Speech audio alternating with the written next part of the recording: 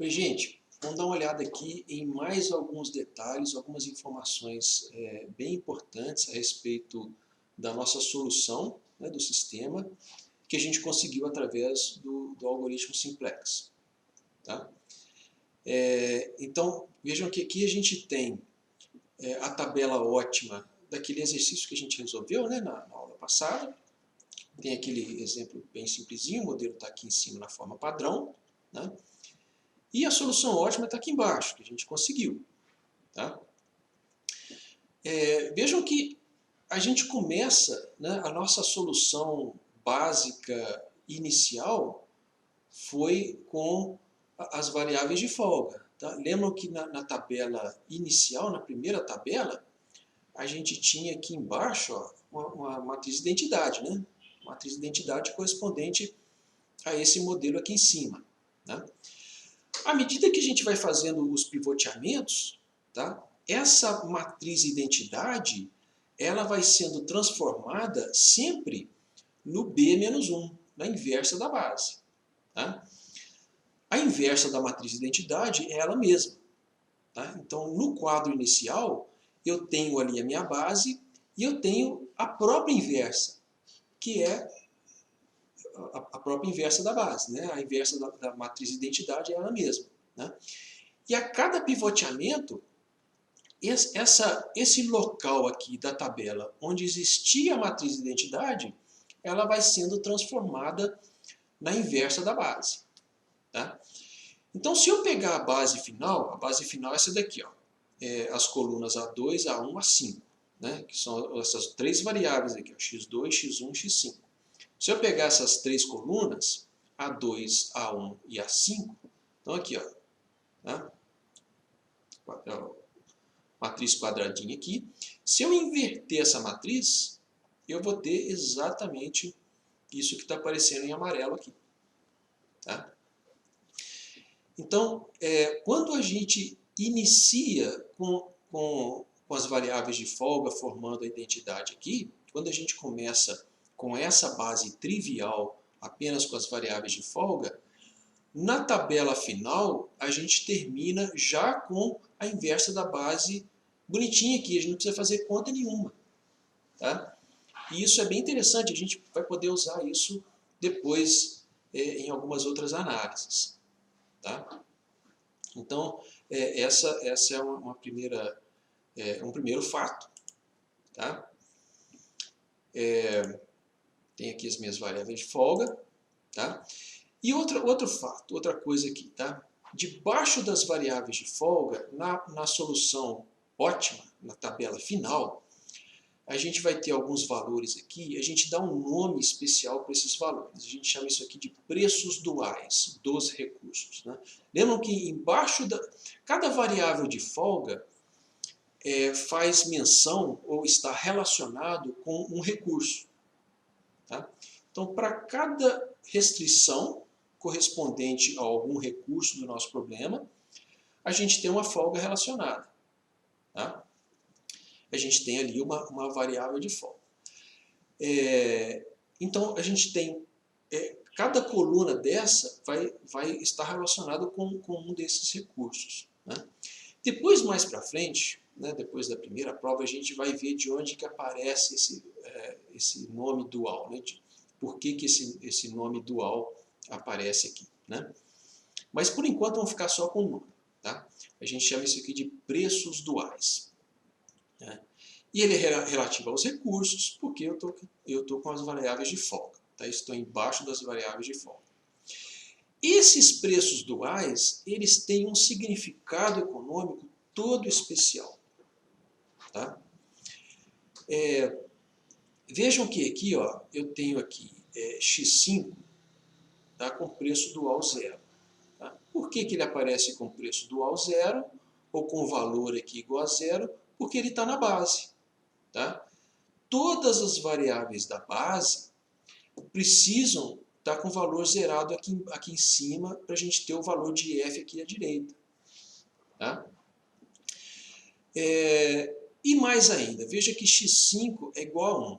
x5 é a folga relativa a esse último recurso aqui. Tá? ele é igual a 1. Ou seja, para esse último recurso, eu tenho folga. Tá sobrando desse recurso. Eu teria um limite máximo que eu posso usar, mas eu não estou usando todo esse limite máximo. Eu tenho uma sobra de uma unidade. Tá? Já esses outros dois recursos, x3 e x4, eles estão fora da base, não estão? x3 e x4 estão fora da base. O que isso significa? Isso significa que essas duas folgas, x3 e x4, são iguais a zero. Se essas duas folgas são iguais a zero, significa que para esses dois recursos eu não tenho sobra. Tá? Não está sobrando nada. Se não está sobrando nada, significa que esses recursos, eles podem ser valiosos. Tá? Quem sabe, se eu conseguir mais desse recurso, eu não posso conseguir uma solução melhor. Tá? Do último recurso não, está sobrando mesmo, então não adianta conseguir mais. Mas desses dois, das primeiras duas equações, tá? Eu estou consumindo tudo. Né? E se esse recurso for relacionado à mão de obra, por exemplo? Tá? Se eu estou consumindo toda essa mão de obra, significa que ela não pode faltar. Não está sobrando nada. Tá? E se ela faltar, o que vai acontecer com a minha solução? Tá? Isso tudo tem a ver com esses preços duais. Tá? Então, esses preços duais, tá? Eles são um indicativo do valor desses recursos. Tá? O valor desses recursos. Por exemplo, quanto vale para mim um metro de tecido? Quanto que está valendo para mim uma hora de trabalho de uma pessoa? Quanto que vale para mim 1000 litros de água que eu tenho disponível para irrigação, por exemplo, e eu estou consumindo tudo? Tá? Qual que é o valor desse recurso que eu tenho? Tá? É justamente o valor desses preços. Tá? É o valor de uma unidade desse recurso. Tá? Lembram que no modelo, tá, o B de I é a quantidade do recurso I. Tá? O B de I é a quantidade original que eu tenho daquele recurso, a quantidade máxima que eu tenho. Tá? Então, se o meu recurso for aumentado ou diminuído de uma unidade, tá, a minha função objetivo ela vai sofrer esse aumento ou diminuição desse valor aqui, ó, que está aqui embaixo das variáveis de folga. Tá certo? Então, por exemplo, se esse valor aqui embaixo do x3 fosse o valor de um metro de tecido, por exemplo, tá? O valor que eu tenho de um metro de tecido. Eu estou consumindo tudo, tá? Não sobra nada. Se, por acaso, eu conseguir mais desse tecido, tá? Se eu conseguir mais um metro desse tecido, eu vou ter uma melhora no meu lucro. Tá? Eu tenho uma restrição dessa quantidade de tecido que eu posso usar, tá? Eu tenho um valor máximo, eu não tenho folga nenhuma. Tá? Então, se eu conseguir um pouco mais, eu posso produzir mais, posso vender mais e tenho uma melhora no meu lucro. E o contrário também é verdadeiro.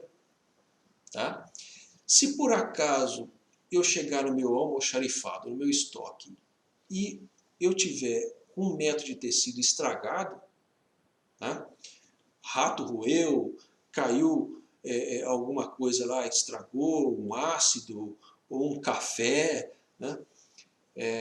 Ou alguém arranhou aquilo ali, estragou aquele recurso, tá? Para cada metro de tecido que tiver a menos, que eu perder, eu vou ter uma redução da minha solução também. Eu vou ter uma piora da minha solução. E a mesma coisa vai acontecer para x4. Tá? Só que x4 vale mais, olha só. O valor dele é bem maior, é 4 vezes desse outro recurso do x3. Tá? Então, esse recurso do x4 aqui, ó, se eu perder ele, vai ser um baque bem maior na minha solução, né? Mas se eu conseguir mais também, tá? Eu posso ter uma melhora bem maior, né? Então, esses valores que aparecem aqui embaixo das variáveis de folga, tá? Das variáveis de folga que estão fora da base, na minha solução final, me dão o quanto que vale aquele recurso para mim no final das contas, quão valioso ele é. Tá? Lembrando que, é claro que esse valor aqui ele só vai valer dentro de certas variações, depois a gente vai ver essas variações mais para frente, né? Mas por enquanto a gente pode pensar em cima desses valores só. Tá?